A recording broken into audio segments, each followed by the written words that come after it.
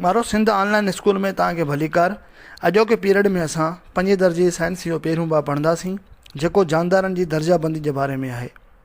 ॿारो असां पंहिंजे घरनि में, स्कूल में ऐं ॿियनि कमनि कार्यनि में जॻहियुनि ते पंहिंजूं शयूं अलॻि अलॻि तरतीब सां रखंदा आहियूं।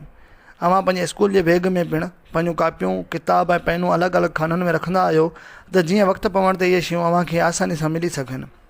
शयुनि खे उन्हनि जी हिकु जहिड़ियुनि ॻाल्हियुनि जी बुनियाद ते विरहाइण खे दर्जाबंदी या क्लासिफिकेशन चइबो आहे। ॿारो अव्हांखे ख़बर आहे त हिन दुनिया में करोड़नि तइदाद में जानदार मौजूदु आहिनि, जेकी पंहिंजी आदतनि ऐं ख़ासियतुनि जी बुनियाद ते हिक ॿिए खां घणो मुख़्तलिफ़ आहिनि। मिसाल तौरु ॿूटा बि साह वारा आहिनि त ॿिली बि साह वारी आहे, पर ॿिन्हिनि जी ख़ासियतुनि में ॾींहुं राति जो फ़र्क़ु आहे। या जीअं पखी उॾामी सघनि था पर मच्छी उॾामी नथी सघे, यानी उन्हनि ॿिन्हिनि जी ख़ासियतुनि ऐं आदतुनि में तमामु वॾो फ़र्क़ु मौजूदु आहे। अहिड़ी तरह साइंसदाननि जानदारनि जी आदतनि, ख़ासियतुनि ऐं हिकु जहिड़ियुनि ॻाल्हियुनि जी अलामतुनि जी बुनियाद ते मुख़्तलिफ़ ग्रुपनि में विरहायो आहे। जानदारनि खे मुख़्तलिफ़ ग्रुपनि या जमायतनि में विरहाइण वारे अमल खे जानदारनि जी दर्जाबंदी या क्लासिफिकेशन ऑफ लिविंग थिंग्स चइबो आहे। जानदारनि जे बारे में ॼाण हासिलु करण लाइ में सवलाई ऐं तरतीब लाइ जानदारनि जी दर्जाबंदी तमामु ज़रूरी आहे।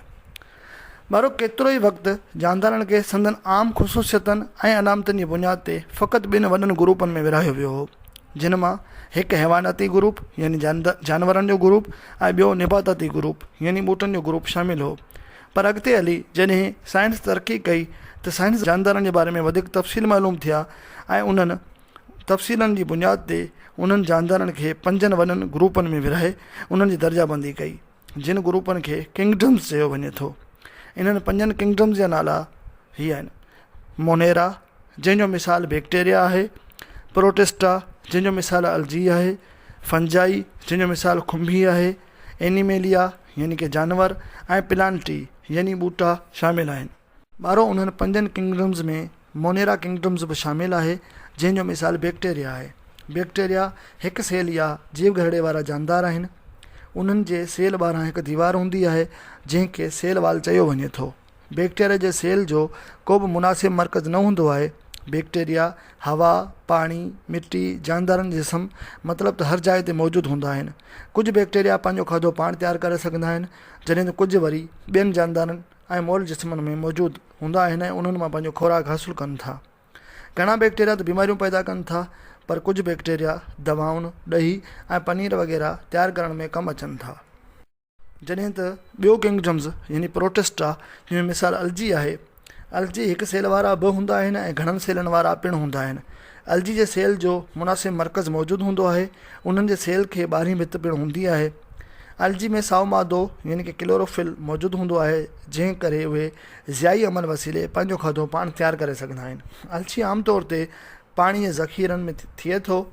अलजी जूं आम मिसालूं कटलेरिया ऐं वोल्कस आहिनि। जॾहिं त टियों किंगडम्स फंजाई आहे, जंहिंजो मिसाल खुंभी आहे।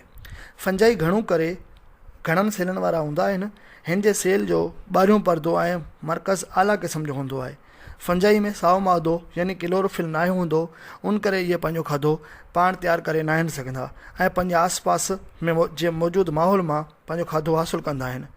ॿारो अॼोके पीरियड में असां पढ़ियोसीं त जानदारनि जी दर्जाबंदी छो कई वेंदी आहे ऐं कीअं कई वेंदी आहे ऐं उहा छो ज़रूरी आहे।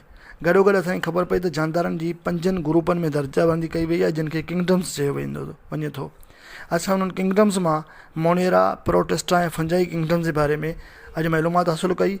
सुभाणे वारे पीरियड में असां 2 जेके मेन किंगडम्स आहिनि यानी एनिमेलिया ऐं प्लांटी, उन्हनि जे बारे में पढ़ंदासीं। तेसिताईं अल्लाह हाफ़िज़।